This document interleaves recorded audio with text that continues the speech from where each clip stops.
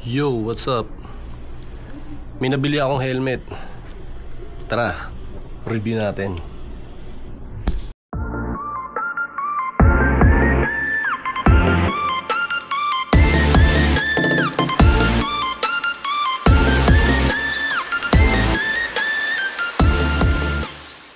So yun nga may binili akong helmet. Pero pag sinesearch ko sa YouTube, naghahanap ako ng reviews. Dalawa lang yung napanood ko eh. So try natin dumagdag para marami bumili. Ganda kasi na itsura, forma. Ito nga siya Nomad helmet. Actually binuksan ko na siya eh. Kasi syempre sukat. Para kung mali, online ko kasi siya binili. Para kung mali yung sukat, pwede natin i-return. So ito siya. Ito yung laman niya. Punit pa. Yan, punit. Yung laman ng box,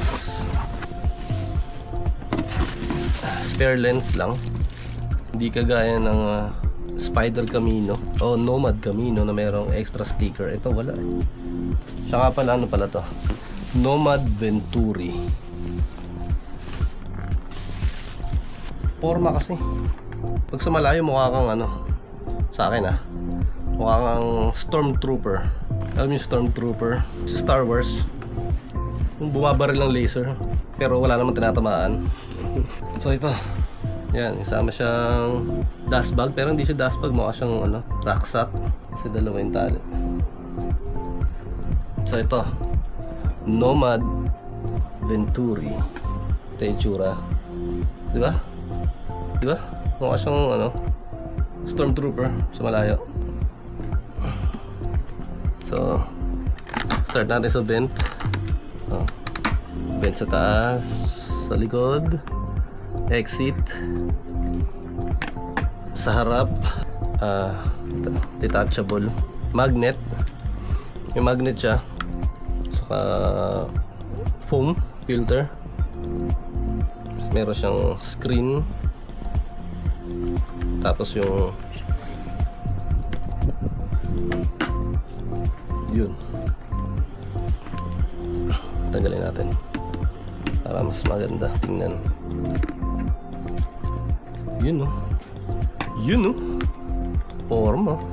Ito pala nalaglag. Hindi siya sticker, siya extra filter, saka Allen. Bakit Allen? Kasi para pag tatanggalin mo yung lens,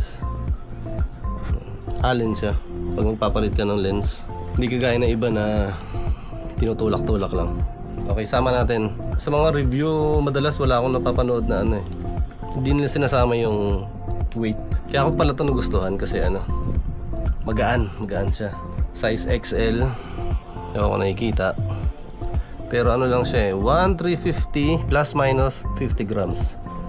So compare dun sa Spider Force na modular, well obviously modular yun, kaya mabigat. Siya actually nandito, tingnan natin, 1,600 plus minus 50 grams. So ang laki ng pagkakaiba, 1,350 sa 1,600. Magaan, sobrang gaan. Ganda ng interior, madalim, di makita. Okay, ganun din kagaya na iba, detachable lang mga foam. Pwede siyang labahan, washable lahat. Oh wait, natatanggal siya.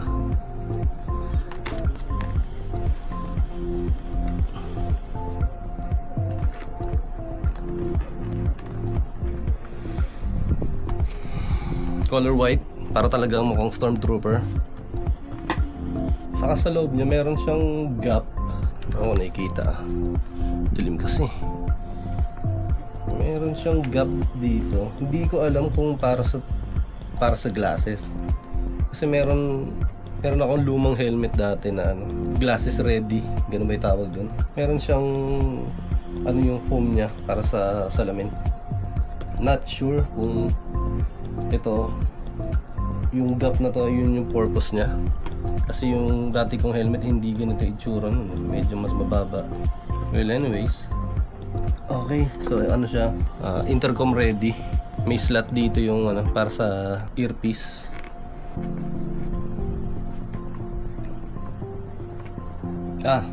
Yung lock. Quick release yung lock.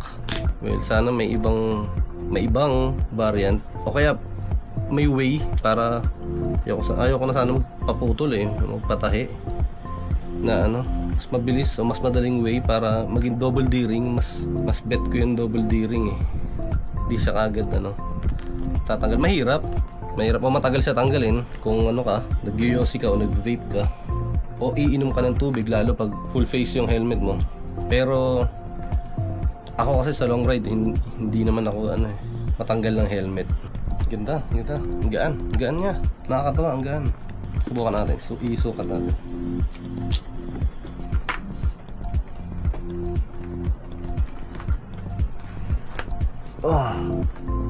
Wow, grabe. Yan ito yung tsura ko.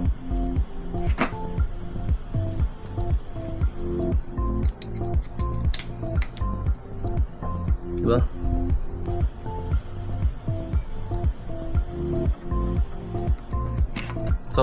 Sobrang gaan.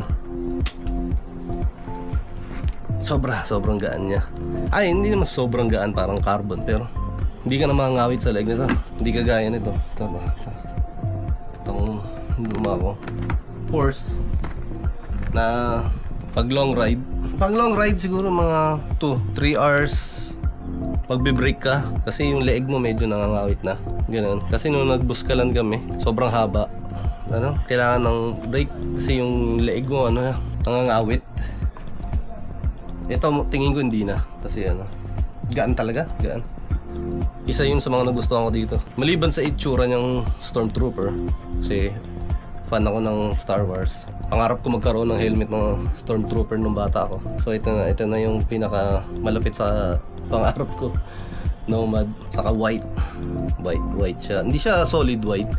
Meron siya dito parang silver at sa likod. Saka yung Nomad, hindi siya pearl white. Silver white ata ang tawag na. Kasi may isa pa may pearl white pa ako nakita na variant. O matte, not sure. Hindi ko maalala. So yun lang naman. Gaan, nakakatawa, nakakaliw. Dapat ang kunin ko Camino, yung classic helmet. Pero dahil nung nasukat ko to, sabi ko gaan naman. Pag sinuot mo siya, masikip siya sa ilalim.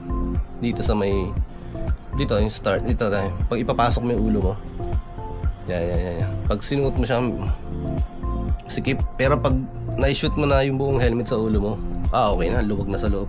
Hindi siya masakit sa ulo, hindi siya masakit sa noo. Yung pisngi, masikip pa yung foam niya, syempre. Obviously, bago pa. Pero maglulus din yan lalo pag nalabahan mo na, lalambot na yung foam na yan. So yun lang. Sana marami pang bumili nito kasi ang ganda niya, ang forma niya, saka ang gaan niya. Ang gaan. Maaaliw kayo rito sa helmet na to. Tutuwa kayo. Dahil pagka may long ride kayo, naabutin kayo ng mga 7, 8 hours, 9 hours, hindi na mangangawit yung mga leg nyo basta-basta. Yun nga lang, hindi kayo makapag-inom ng tubig, makapag-vape, mga ganun. May mga riders kasi akong nakikita na ganun Pag nagre-ride, gusto nagbe-vape. O kaya, habang maandar, minom ng tubig, parang hindi na sila tigil ng tigil. Mga ganun. Kaya minsan, makain ng chichirya, minsan may saging, tandala. Yan, pa sa full face, obviously, hindi nyo naman magagawa yun. Kaya, yun lang naman. Kung ayaw nyo full face, di mag-modular kayo. Ganito. Yan, mag-modular kayo. Maganda to. Of course. Nga lang, talagang bugbog na to sa akin. Saka yun nga, bigat, matagal yung ride na makakangawit. So kailangan natin magpalit dahil 3 times ko siya na-experience. 3 times na kami nagbuskalan. At sabi ko talaga hindi ko kaya yung ngawit pagka palaging ganun. Pero kung mga mga Rizal ka lang, galing ka ng Manila, o kaya pupunta kayo ng Infanta, ay wala yun, maiksi lang yun. Pero yung mga lalayo ka pa, magbabagyo kayo, tapos maka-Arthur lang kayo dadaan, haba ng biyahe, Mountain Province, o kaya mag-100 Islands kayo, motor-motor lang, gano'n. Nakakangawit, mahaba biyahe dun. So ito, advice ko, magpalit kayo. Kung hindi ito, check nyo yung Camino, maganda rin siya. Pero sa akin ito, mas bet ko to, mas bet. Yun lang, no? Okay, thank you.